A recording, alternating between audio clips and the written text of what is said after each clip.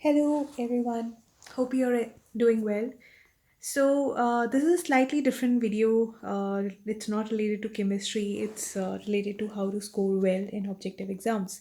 So, this is according to my experience, what I have seen while giving exams, what I have seen in my students when they're giving exams, what are the problems that they face, and how we can actually work through it. And definitely I have seen their graph in the upward direction after analyzing these things when they start analyzing all these things in their work. So these are the problems I've written. Problems and solutions, so let's say if it will be helpful for you. So first thing is like under preparation. So under preparation, first thing, like if you are not aware about the content, what is going to come in the exam, you're not prepared, you haven't read well, you don't know the concepts, or you just have like just read but not thoroughly, so you know slightly but not you can say in depth, and you also know your reality that you are not aware about the concepts. So nobody knows us better compared to us, so we need to analyze ourselves, that are we even prepared, or is just our you can say intelligent brain is going to play games with us, that yes, we have prepared. So the preparation, like how to prepare, how to study, that also I'll have a different video on it. But this is one factor, that you're not prepared. So if the marks are going to be low, so be prepared to have that kind of marks in front of you. Then lack of practice. So now we are very smart, right? Most of the students these days are very smart.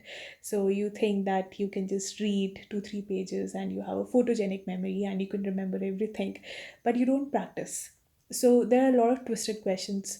So you need to practice, you need to see from different angles. No doubt you have a very good brain, but you need to do some exercise of your brain. Only then you can go ahead.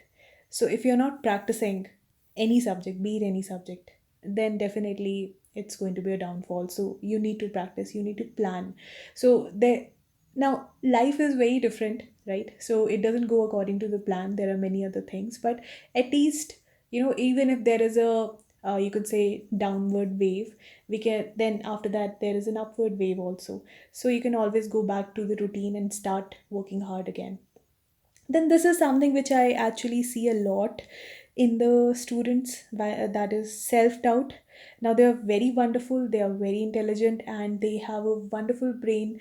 They study so well and they are so good, like so good in the class, and their thinking level is so nice. But this is a problematic area. They doubt themselves a lot every time when they sit for exams. This is the problematic thing, that they don't have enough confidence. They know that they're good somewhere deep inside, but that you can say hesitation, self doubt is there. So definitely we need to work. See, confidence come from within. Now it can come from a teacher, it can come from your parents, it can come from any, it can come from your inside also, when you're fed up, of listening to all the things, of you can say getting failed. You need to get up and you have to work hard. So this we need to work on, self doubt, that we need to stop. See, exam is just an exam. Life will keep on giving us exams, right? So even if we fail some exams, so it doesn't mean life is over. Life is still going to be there. There can be various other adventures that you can do. So we don't need to stress that much, right? So we need to have, you can say, confidence, but not that much confidence that leads to overconfidence. Then we have exam phobia. Now this is like not so much, but some of the students do have this panic, like when they will see the exam. So if it's very difficult, so they will go into this panic mode. Okay, I don't know anything, I don't know anything, I am not getting anything, okay, this is a disaster, I should leave the examination hall, and I should, what am I going to do? Like these are the kind of reactions that I've seen. But that's okay. That again comes with practice. If you are given ample number of exams, definitely the phobia will go away. And so you can actually give yourself a self test at home. Like it can be half an hour test, so it can be anything. So uh, we have OMR sheets, so you can actually buy it from any stationery shop, and you can practice some 10-20 questions, be it any subject. So you can practice, and you can have a timer, like how much time are you spending on those objective questions. Then panic reaction, which I have told on looking at the paper, this is okay. Like you have to accept it. You need to make yourself understand that whatever I know in this paper, I'm going to do my best. After that, whatever will happen, that's fate. So I'm going to give my best. I know everything. So I'm going to give my 100% in these 3 hours, 2 hours, 1 hours, whatever time duration is there. So so I need to explain my stupid brain that you shut up and you just let me do the work, because our brain keep on playing a lot of games during the examination hall, so you need to control. Don't let your brain control you. Then we have our overconfidence that I've seen, like, pretty overconfident that yes, most of the time, 90% I've seen students are pretty confident that yes, the paper was very well, but when the marks are going to be, are going to reflect in their phones or like, in front of them. So it's a very different story. So then they are very confused, like what exactly happened. So negative marking happened, right? So that negative marking is again due to overconfidence, that you are not completely, again it's linked with this under preparation. So if you're not prepared, right, you have studied a little bit, and but you're overconfident that okay, I can do this paper, I've read everything. See, reading and learning is something different. Reading always doesn't lead to learning. You cannot grasp everything in just one go. Sometimes you have to revise multiple times, and you have to keep on asking yourself whether you remember it or not.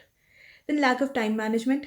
Now most of the time we actually spend a lot of time on one question and we waste 10-15 minutes, and rest of the questions that we might even know, we just we don't even get the opportunity to attempt those questions because we just spent a lot of time we on one question where we are stuck and we are not getting the answer. So you waste a lot of time, so we need to stop that. First go through the paper, whatever questions you know 100%, mark them, right, which are 100%. By looking at the question, you know the answer, just mark them, right? Don't overspend on questions which are tougher for you, which you think you will not get the answer. So just control that urge to spend more time. If you have time in the last, then you can spend, but this but please don't spend more time on the questions uh, which you don't know. Then since it's objective, so we have to bubble the answers. There's an OMR sheet. Most of the students don't bubble it on time, and in the last 15-20 minutes they are going to bubble it. That's a very problematic thing, because in that haste you're always going to do mistakes. So let's say for one question, if we say one question answer is the basically A, B, C, and D, right? So let's say the first question answer was D. Now in haste, you actually bubbled C over here. So again, this is going to be negative marks. So similarly, if the second question is like if the answer is B, so in haste you just you just marked A or C, anything. So again, these are like the answer, right? You know the answer. Maybe the answer is correct, but you marked it wrong. That is, this kind of mistakes are silly mistakes, and these are going to happen when you are under pressure, when you are in a hurry and you are scared, okay, now time is not much. So these kind of things, now this is nobody's mistake, not your teacher's mistake, not your mistake, right?